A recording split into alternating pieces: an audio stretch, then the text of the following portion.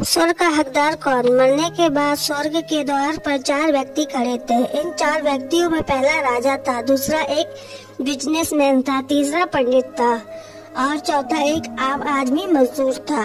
किसी को भी यह पता नहीं था कि कौन स्वर्ग के अंदर प्रवेश कर पाएगा और कौन वहीं से वापस लौटा दिया जाएगा।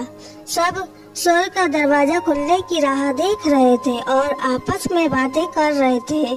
जैसे कि राजा को मरने से पहले से ही आदत थी, उसने अपनी बात सबसे पहले बताई। राजा ने कहा, मैं बहुत प्रख्यात राजा हूँ, मैंने धरती पर अपना बहुत नाम कमाया है, इसलिए पूरी संभावना है कि मैं ही स्वर्ग में जाऊंगा। फिर व्यापारी ने अपनी बात सामने रखी। वह बोला, मैंने धरती पर खूब धन कमाया और उस धन से मैंने सैकड़ों लोगों की मदद की, इसलिए मैं ही स्वर्ग का हकदार हूँ।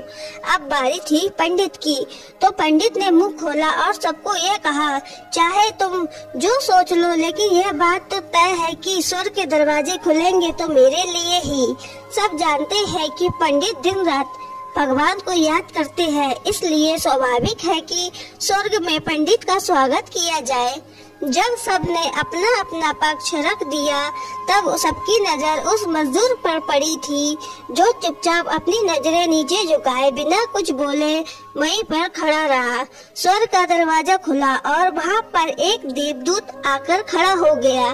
देवदूत के हाथों में एक पुस्तक थी, जिसमें इन सभी के कर्मों के बारे में लिखा हुआ था।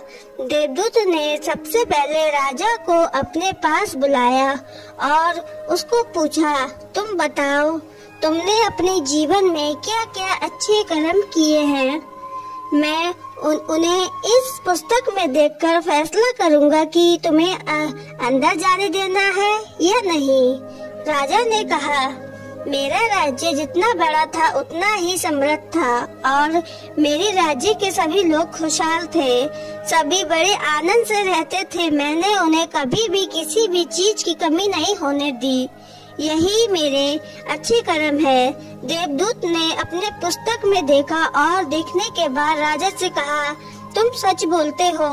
तुमने अपने राज्य की प्रजा को बहुत सुख दिया था, लेकिन तुमने अपने राज्य की सीमा बढ़ाने के लिए जितने युद्ध किए थे, उन युद्ध की वजह से हजारों सैनिकों ने अपनी जान गंवा दी थी। उन हजारों सैनिकों के परिवार का दुख के कारण तुम बन गए थे, इसलिए तुम स्वर्ग में नहीं आ सकते। अब बारी थी व्यापारी की। व्यापारी से जब देवदूत ने पूछा कि तुम्हारे अच्छे कर्म क्या है, तब व्यापारी ने उससे कहा, मैंने सैकड़ों लोगों का खाना खिलाया है, कई आश्रम में दान किया है, कई निराश्रित लोगों के लिए घर बनाकर दिया है, ये मेरे अच्छे कर्म है। देवदूत ने फिर से अपनी पुस्तक में ध्यान से देखा और देखने के बाद व्यापारी से कहा, तुम्हारा कहना भी ठीक है कि तुमने बहुत दान धर्म किया है, लेकिन यह दान धर्म तुमने जिन पैसों से किया है, उन पैसों को कमाने के लिए तुमने ना जाने कितने झूठ बोले हैं, कितनी हेरा फेरिया की है और कितनी मिलावटें की है, इसलिए तुम भी स्वर्ग में नहीं आ सकते। जब पंडित जी से यही सवाल किया गया तो पंडित ने बड़े ही आत्मविश्वास के साथ कहा, मैंने तो अनगिनत लोगों को ज्ञान दिया है, हजारों यज्ञ और पूजाएं की है और दिन रात भगवान का जाप किया है, इससे अच्छे कर्म और क्या हो सकते हैं। देवदूत ने अपनी पुस्तक के अंदर झांक कर देखा और पंडित से कहा, आपने जितने भी लोगों को जो भी ज्ञान दिया है, उन बातों पर खुद कभी अमल नहीं किया। आपने यज्ञ पूजा या भगवान का नाम निस्वार्थ भाव से कभी नहीं लिया, इसलिए आपका भी स्वर्ग में आना प्रतिबंध है। मजदूर ये सब देखकर हैरान था। वह अब तक जिन्हें महान समझता आ रहा था, उनकी व्याख्या स्वर्ग के दरवाजे पर आकर बदल गई थी। धरती पर जिन कामों को अच्छा समझा जाता है, उनका यहाँ पर कोई मूल्य नहीं था। यमदूत ने जब इस मजदूर को अपने पास बुलाया और इससे पहले कि वह उससे उसके अच्छे कर्मों के बारे में पूछता, मजदूर बोल पड़ा, प्रभु, मैं जानता हूँ कि मैं भी स्वर्ग में आने के लायक नहीं हूँ। लेकिन मैं फिर भी एक बार बाहर से ही स्वर्ग को झांक कर देखना चाहता हूँ। बस इससे ज्यादा मेरी कोई और इच्छा नहीं है, क्योंकि ऐसी इच्छा पालने के लिए मैंने जीवन में कुछ भी नहीं किया है। मैं पूरा दिन मेहनत करता हूँ और जो भी पैसे कमाता उन्हें अपने परिवार के पालन पोषण में खर्च कर देता हूँ। इसलिए दान धर्म के लिए कुछ बचता ही नहीं।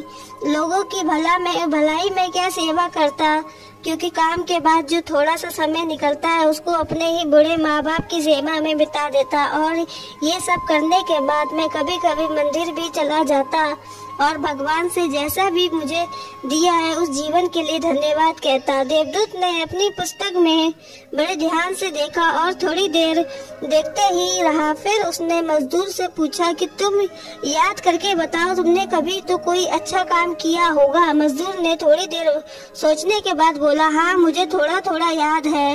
एक बार मैं बहुत भूखा था और मैं खाना ही खाने बैठा कि एक बहुत ही कमजोर कुत्ता जो ठीक से चल भी नहीं पा रहा था वह मेरे पास आ गया और मेरे खाने को देखने लगा। तब मैंने अपनी रोटी उसे खिला दी थी और उस दिन मैं खुद भूखा सोया था। मजदूर की बात सुनने के बाद देवदूत मुस्कुराया और मजदूर को बड़े सम्मान से स्वर्ग के अंदर लेकर गया। दोस्तों, अच्छे कर्म लोभ मोह माया इन सब भाव में आकर नहीं किए जाते और न ही उन्हें अच्छे कर्मों की श्रेणी में गिना जाता है। निस्वार्थ भाव से किया गया एक ही अच्छा कर्म भी आपके जीवन के सारे पाप धोने की शक्ति रखता है। इसलिए जब भी मौका मिले निस्वार्थ भाव से और अच्छे मन से अच्छे काम किया करो। दोस्तों, आपको ये स्टोरी कैसी लगी हमें कमेंट करके जरूर बताएं। वीडियो को लाइक करें, चैनल को सब्सक्राइब